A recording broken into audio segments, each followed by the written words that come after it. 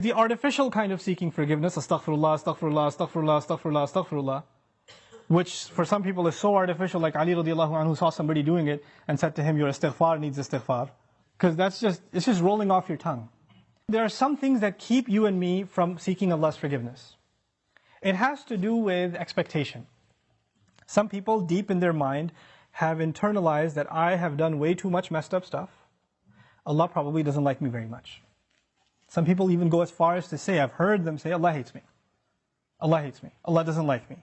Allah is angry with me. I've done a lot of bad things. I knew Allah doesn't want me to do this, and I did it anyway, and I did it over and over and over again. So I'm basically off of Allah's good books.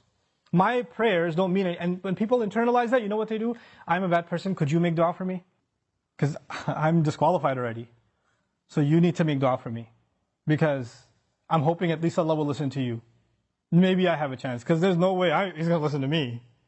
You seem to have a much better connection with Allah than I do. Let me take you back, short reminder. Who was the offer made to by Nuh alayhi salam? Nuh alayhi salam was making this offer to one of the most rebellious nations on earth. Continuously rebellious.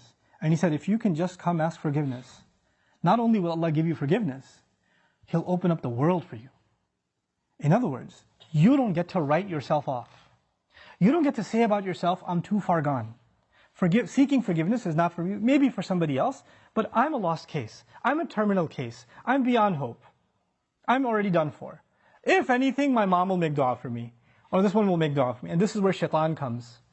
Shaitan uses that. When shaitan, he takes advantage of the hopelessness of people, and that's one of the doors to shirk.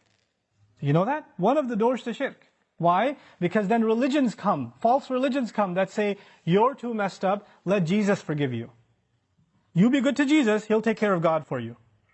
He'll be in between. Or they'll place somebody else in between. This saint, go to his grave.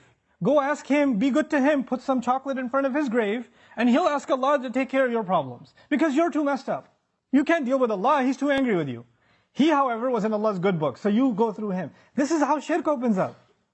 In other words, the essence of our direct connection with Allah, which is what Iman is, which is what Tawheed is, which is what La ilaha illallah is. The essence of it is you get to ask Allah directly for what you need. And I'm telling you, I'm reminding myself, the thing we need the most, because it will take care of all of our needs, is seeking forgiveness. Now, there's a seeking of forgiveness by the tongue, and there's a seeking of forgiveness by the heart. Human beings tend to be defensive. If I criticize you for something, hey, I saw you said that. Why did you say that? I didn't mean it like that. You don't understand what I was going through. Excuse me. You don't even understand the whole story. Hey, I noticed that you did this. You get defensive immediately.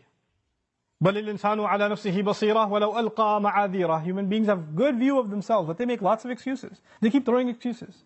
If you're going to seek Allah's forgiveness, you have to find a time. It doesn't matter if you don't know Arabic, and you only know Punjabi, and you only know Bangla, or Bahasa, or English, or it doesn't matter.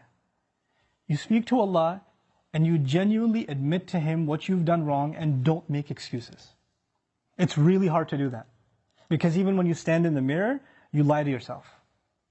You tell yourself, I'm not that bad. I have reasons for what I did. I have justification. I've been through a lot. But when you're going to come in front of Allah, you have to forget about justifying. Because all of your justifications, He knows them already. He knows what you were going through. He knew it was a tough time. He knew that this was overwhelming you, that was overwhelming you. I was under a lot of stress, Ya Rab, that's why I drank. Don't give Him the reasons. He knows your reasons better than you do.